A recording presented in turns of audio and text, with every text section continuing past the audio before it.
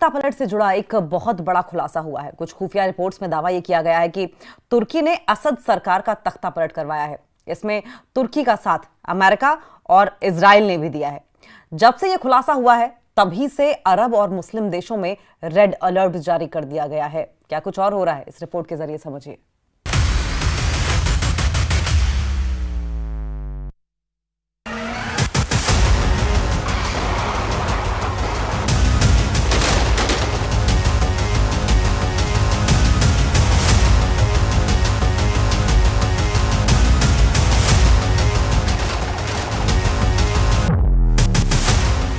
Syria में super power का तख्ता पलट, मास्टरमाइंड निकला तुर्की। सिर्फ 10 दिन में इस्लामी चरमपंथी संगठन हयात तहरीर अल शाम यानी HTS ने सीरिया पर कब्जा कर लिया। सिर्फ 10 घंटे के अंदर सीरिया में रूस और ईरान की सेना को भागना पड़ा और पुतिन और खामनेई को पहली बार सीधी हार का सामना सीरिया में करना पड़ा है।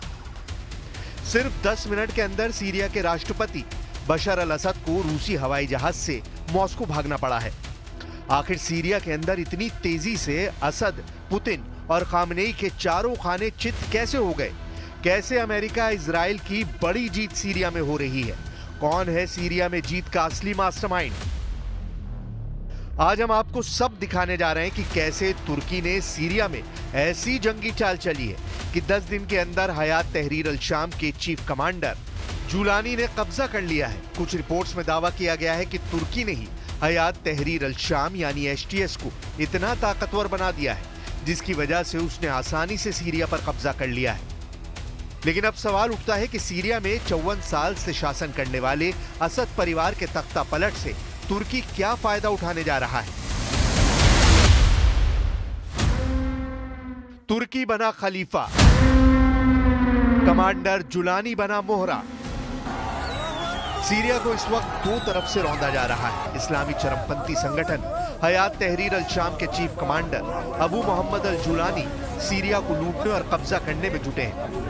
HTS के चीफ कमांडर अबू मोहम्मद अल जुलानी के बारे में समझ लीजिए।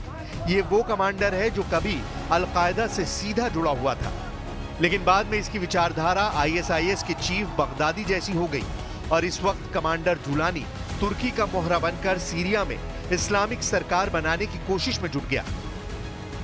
हैरानी की बात तो यह है कि अमेरिका कमांडर जुलानी को आतंकवादी मानता है और उसके सिर पर अमेरिका ने $1 करोड़ का इनाम रखा हुआ है। लेकिन इसके बावजूद इस वक्त अमेरिका इस्लामी चरमपंथी हयात तहरीर अल शाम यानी HTS और कमांडर जुलानी की खुलकर जंग के मैदान में मदद कर रहा है, जबकि कमांडर जुलानी को मोहरे की तरह इस्तेमाल करने वाला तुर्की कमांडर जुलानी को ईरान और रूस के खिलाफ इस्तेमाल कर रहा है। तुर्की नेटो का वो देश है जिसमें अमेरिका शामिल है। यही वजह है कि अमेरिका भी तुर्की के हर कदम पर साथ दे रहा है। इस चक्रव्यूह को रूस के राष्ट्रपति पुतिन और ईरान के सुप्रीम लीडर अली खामनेई अच्छी तरह से समझ चुके हैं। इसीलिए खामनेई ने 10 घंटे पहले टीवी पर आकर ऐलान कर दिया है कि सीरिया में हुए तख्ता पलट के पीछे अमेरिका और इजराइल का हाथ है, जिसमें तुर्की पर्दे के पीछे से मदद कर रहा है। सीरिया में तुर्की का खलीफा मिशन, घबरा गए अरब देश।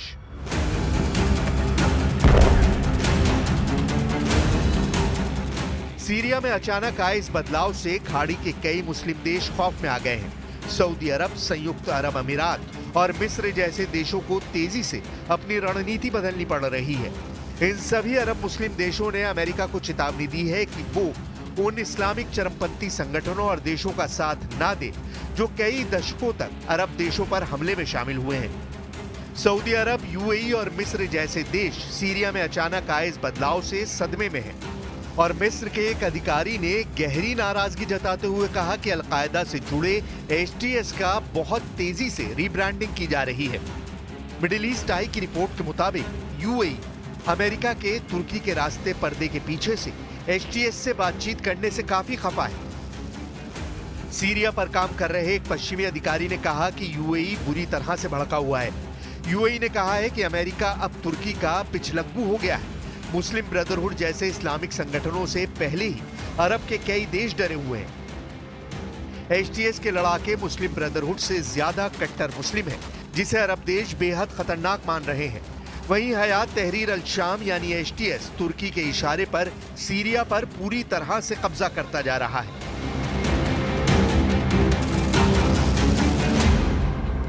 ये اتفاق افتاد محصول یک نقشه مشترک آمریکایی و صهیونیستی است. قرائنی داریم.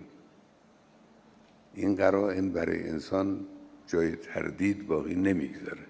یک دولت همسایه سوریه نقش آشکاری رو در این زمینه ایفا میکنه، ایفا کرده، الانم ایفا میکنه. اینو میبینن همه. राष्ट्रपति पुतिन ने सीरिया में मौजूद रूसी नौसेना और वायुसेना अड्डों को खाली करा चुके हैं। ये रूस की सीरिया में बड़ी हार मानी जा रही है। सीरिया के टाटस में मौजूद रूस के नेवल बेस में मौजूद रूसी पनडुब्बियां, युद्धपोत रूस ने सुरक्षित स्थान पर भेज दिए हैं। इसी तरह से सीरिया के खमीमिम में रूसी एयरबेस पर मौजूद रूस ने लड़ाकू विमानों, मिसाइलों, ड्रोन और एयर डिफेंस सिस्टम को सुरक्षित स्थान पर भेज दिया है। रूस को लगता है कि इस्लामी चरमपंथी संगठन एचटीएस के लड़ाके सीरिया में मौजूद रूसी सैन्य अड्डों पर हमला करके हथियारों पर कब्जा कर सकते हैं। इसी डर से पुतिन ने ये बड़ा कदम उठाया है। वहीं दूसरी तरफ ईरान ने भी अपनी सेना और टॉप कमांडरों को भारी हथियारों समेत तख्ता पलट होने के तुरंत बाद वापस बुला लिया। यहां तक कि ईरान के समर्थन प्राप्त हिजबुल्लाह ने भी सीरिया में कुछ क्षेत्रों से अपने लड़ाकों को वापस बुला लिया। हालात रूस और ईरान के हाथों से निकल चुके हैं। تحلیلگر نادان بیخبر از معنای مقاومت خیال میکنه که مقاومت که ضعیف شد ایران اسلامی هم ضعیف خواهد شد. من عرض میکنم به حول و قوه الهی به اذن الله تعالی ایران قوی مقتدر است و مقتدرتر هم خواهد شد. सीरिया में बशर अल असद के रूस भाग जाने के बाद एचटीएस विद्रोहियों का देश के ज्यादातर हिस्सों पर कब्जा हो गया है।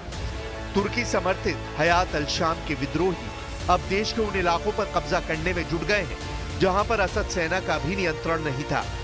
इसी में एक इलाका देर इजोर का है जो देश के पूर्वी इलाके में स्थित है। इस रेगिस्तानी इलाके पर कब्जे के लिए एचटीएस विद्रोहियों ने अमेरिकी सेना के समर्थन वाले कुर्द विद्रोहियों से जोरदार लड़ाई लड़ी और कब्जा कर लिया। सीरिया का यह इलाका न केवल विद्रोहियों बल्कि कुर्दों और अमेरिका के लिए बेहद महत्वपूर्ण है।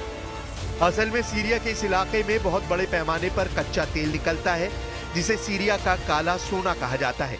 उसे भी कमांडर जुलानी लूटने में जुट गया है।